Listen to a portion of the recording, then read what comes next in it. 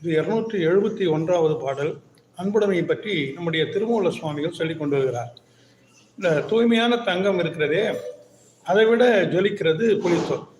அந்த புலித்தோலை ஆடையாக அணிந்தவன் தான் சிவபெருமான். அது மின்னிக் கொண்டிருக்கிறது, தூய்மையாக இருக்கிறது. அது மட்டும் இல்லாமல் பால் போல வெள்ளை நிறத்திலே ஜொலித்துக் கொண்டிருக்கிறது இந்த சந்திரை பிறை வடிவ நிலா. ஆக ஒரு பக்கம் புலித்தோல் மின்னிக் கொண்டிருக்கிறது தங்கம் மாதிரி பலபலன்னு, இன்னொன்று வெள்ளை நிறத்திலே அவருடைய சந்திர பிறை வடிவ நிலா முடியிலே இருக்கிறது. அப்புறம் வெள்ளை ஒரு பொன்னிறம் ரெண்டும் இருக்கிறது.